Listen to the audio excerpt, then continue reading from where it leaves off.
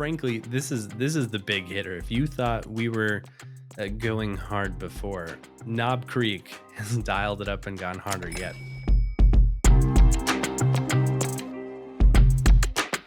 If you know anything about Knob Creek, you know exactly where we're going, but we'll tease this out for folks who don't know. If you have been around Knob Creek in the last couple of years, they took those old picks they were doing here and there, they discontinued those. They released a 12-year whiskey, super unprecedented for the brand, and then they turned around and released a 15-year whiskey, again unprecedented, and yet again we have the privilege and the honor. I mean, we have an 18-year Knob Creek in front of us, and this is a day I don't know that I'd ever thought we'd get, but the day is here. Knob Creek 18 is in my hand and in our glasses, and I'm pumped to talk about this one.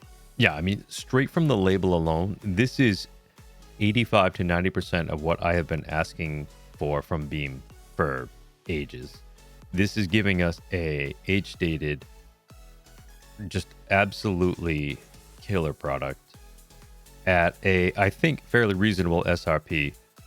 At like, I believe the SRP is like 180 for this. Talking $10 a year, which I think is as fair as it gets for a premium product. And on top of that, it's at 100 proof. I would have liked to see that a little higher, to be honest with you. But part of that is just the enthusiast in me speaking. Like, everything doesn't have to be high proof to be good. In fact, some things, simply because they're high proof, aren't as good as they could be if they were proofed a bit. And so where I kind of go back to with this is my age-old gripe with Beam here is Booker's is 6 years, barrel proof, $100. This is 3 times older. I mean, a little bit less than twice the price. So again, what the hell are they putting a premium on? I don't ask me, because I obviously don't have a goddamn clue. But I will tell you that I am excited to dig into this. Yeah, overall, I mean, Knob Creek sometimes makes weird choices. Knob Creek, I think, is the most consistent of Beam's portfolio items. I'm not sad. This is an 18-year release. It is MSRP is $179, I believe. If this isn't Beam being like, take that, bourbon enthusiast, I don't know what is, because the yardstick for value everyone talks about is like, oh, that craft distillery is terrible value because 4-year release at $10 a year should be $40, and Beam has done it. This is 50% ABV. It's in the butter zone. I don't care. 50% is totally fine with me. This is exactly $10 a year. This is what people should be going nuts about. If this came from Buffalo Trace and was 18 years old, we all know what that one Colonel E.H. Taylor 18-year marriage did. Like, yeah, that shit's insane. That's thousands of dollars on the secondary. Like, and this is Knob Creek. I love Knob Creek, so I'm pumped for this. I heard rumors for like a really long time, but the bottle looks good. The stats look good. I hope the whiskey's great. Clearly, I've had a pour or two, as have you. I'm just pumped we get to talk about it, because this is like a Knob Creek fan best day on earth in my opinion. Yeah, I think the only thing for me that could outdo this would be if they had released it at cask strength, and who knows what that would have been, right? I mean, for this to have stuck around for 18 years, they were either doing the maker's mark and shuffling these barrels all through the warehouses to make sure they didn't totally dry up, or they lived in the bottom warehouse levels for the longest time. But this doesn't taste too funky or earthy to me. I think this is really well balanced. So I'm guessing that's probably not the case. There's probably a little bit of musical chairs happening to make this go on.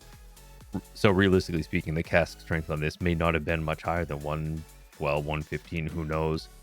And where we would expect that Knob Creek to be 120 to 127 at cask strength, I think maybe there's some sense in proving it down either way. But let's just dig in a little bit. What do you think? I mean, I was already digging in.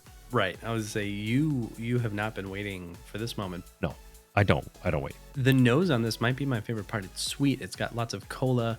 There's that Very light nose. bean funk to it. It's got like sweet tea notes. To me, it's like, I was really worried this was just going to be a bitter acid tannin bomb, and I could not be happier. It's sweet. It's inviting. There's some cola. There's some richness. There is spice, like clove and baking spice. And for me, it just goes right in the palate. Like, this is the most smooth, not like smooth pour, like, ooh, it's so smooth and simple, but it smoothly progresses just from the nose to the palate to the finish. And that for me is what kind of leads me to believe that this was proofed with that kind of stuff in mind. Like, this is just like easy to drink because it's so fluid and textured. Like, I love it. Yeah, very, very fluid. That's a good way to put it. there's a ton of stuff happening on the nose, and there is like that like really cool kind of peanut brittle that happens in there right up front. You get like obviously plenty of oak, which for me, as soon as this was announced, I was thinking like, oh, I'm gonna love it, Jay's gonna hate it. Right. I was like, oh shoot, we got one of these scenarios coming. Yeah, that very fine line of, is this going to be like sweet oak or is it going to be tannic? And like that sort of line there that we tend to dance around. But I mean, this goes back and forth for me from being a little bit sweet and a little bit savory. Like you get some of these cool, funky, peanutty vibes. You get a great oak background, heavy dark vanilla, like a Madagascar vanilla thing going on, light brown sugar. I mean, like there's enough going on in the nose here that it's satisfying just in the glass, sitting there like near you, snuggling up next to you.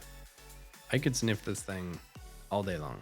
This is, oh, it's just so easy to enjoy. And on the palate, I love it. There is that oak. I was worried about it being too tannic.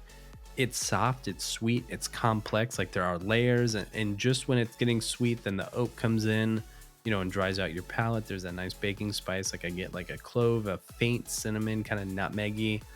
Overall, like I'm just amazed at how well pulled together this is. And I've got a question for you that I'll save towards the end. But Okay. the viscosity for me, I'm not concerned. Like there is enough viscosity here that it's really satisfying. Like it feels silky and has a really nice texture on the palate. Like sometimes you get a really old pour that's really low proof and you're like, oh, it's kind of like chalk water. Like it just has a weird texture to it, but this seems pretty well rounded. Okay, so I'll take the other side of that coin. I think for me, the biggest miss is the same as the Knob Creek 12, or the Knob Creek 12 100 proof, because there's also a cask strength of that. Right. But the 100 proof of the Knob Creek 12, I feel like brings in so many great layers, which I think this does as well. I think on the palate, texture wise, is just a hair thin for me, and not like in a way that I'm like, I don't really like it, or not in a way that I'm disappointed by it. But I do think that it's missing just a pinch of a little bit of texture would do it just enough for me. And that's always the thing that puts something over the top for me too.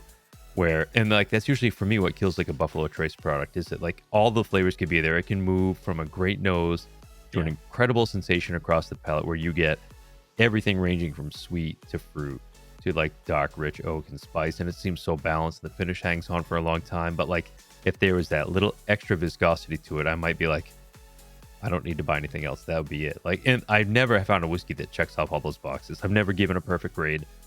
And that's not because I'm trying to be a hardo, and I'm not trying to say like nothing's perfect. It's just that for me, like, there's that one final box, and it's usually texture. And I think this is missing it just by a little bit too. I mean, it's not like I'm drinking this and be like, it's weird, it's too thin, I wish there was more to it. It's just that that's the one piece that I wish was elevated just a bit. I mean, so that's a perfect segue into my mischievous question, which is, do you think, based on past experiences, and we haven't seen this with all of them, do you think we're going to get an even more limited 18-year cast strength release? Well, geez. I feel like we'll get an even more limited something. I don't know if I would guess at it being cast, because we didn't see that come through in the 15. Right. That's what I was kind of like, there isn't precedent for all of them. Right. We did see a 12. If we had seen a cask of the 15, I would say yes, it's got to be on the way. So I think maybe, and this is like my wild card play, is that maybe a 20-year could happen. That's all I got. Okay. That's I'm here for it. Beam overlords, if you're listening, give us a 20-year Knob Creek. It's never happened. Give me the 20. I need it. Yeah, man. I mean, the 18 is just so good. The only way I could see that not happening is if these were like 40.3% ABV. They're worried about them dropping below the floor. But yeah, I mean, let's be real. They've gone 9, 12, 15, 18. Maybe we get a 20, 24. Heaven Hill, clearly, and they've got some old shit laying around. They just released their 17-year at, I think, 59%. So, it's doable. It'll take a lot of barrels to make a batch, though, I think. I mean, assuming the ABV's there. I think Beam might have like 7 of them. I don't think there's... And if anybody's going to have the barrels, it's probably Beam. So if they can't do it, shit. we're out of luck, right? All right. Well, we'll pray and hope. I mean, I've been asking for a lot of things lately. I thought I got it all with the 18. I guess that frees up some wish power for a Knob Creek 20, if we're being honest. I'm here for it. Okay. Well, overall, I mean, this is a total win for me. I hope, guys, if you like old bourbon and have been dismayed at the prices of stuff, just go get this. Go find one. Even, go. I hesitate to even say, like, go hunt for it, but like, I'm going to go turn off the camera and go try and get more of this, because this is some of the best whiskey I've had this year, and I'm just excited it exists. Like, it's good stuff and it's a good value. Like, when do we get to say both of those things in the same sentences without like buts and analysis and all that good stuff? I mean, not a lot. Let me underline another thing too. To anybody who has checked out our weekly whiskey channel on YouTube and watched some of our historic content there, you've seen things like Russell's Reserve 13, where I'm like full throttle, put this thing down, give me a case of it. I love it. I want more. And Jay says, nah, it's just a little bit too much oak. It's not quite there. I like it, but I don't love it. This is not doing that. So if you are the whiskey consumer who's like, I just don't like when it gets too oaky, Jay's not scared of this. He's loving it. I am the guy who says, like, send it, put that thing in. I'm asking for 20 year. So if you are the guy who's like, I love the oaky stuff, give me the sweet oak, give me the Elisha Craig 18s and whatnot, it's also going to check the box for you. So I feel like this is kind of a rare two-way home run here, where we're both like, this is great stuff. I really dig it. And I would pay the retail price of damn near $200 all day, every day. Yeah, that's a really good point. I mean, it's not like you and I disagree on everything, but typically we lean, if I'm leaning in, you're leaning out, and vice versa. Like, this is the rare double stamp of approval. Like, go right now, go find some. And like I told you offline, I was like, man, if my local had 10 of these, it would take every ounce. Like, my wife would have to like hold me back, like, Jay, no, to just be like, don't bring them all. And because I want to drink this for the next 10 years. Like, I'm not a guy, like, I don't even know what these are going for in secondary. I don't think there's a ton of value there, but like, I just don't know where else I can get whiskey like this. And I just always want to have it. And the problem is, like, some whiskeys I always want to have, and I only want to drink them occasionally. But like, I want to drink this every goddamn day.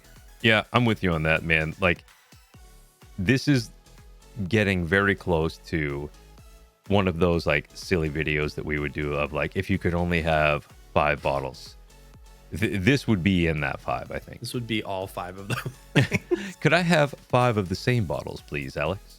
I think they call that a desert island bottle. Like, if you had to pick one to drink forever, like, that's that kitschy YouTube video. If you only had to pick one to live on forever, this would be my contender. As long as I didn't have to do it on a fucking desert island. Sounds terrible.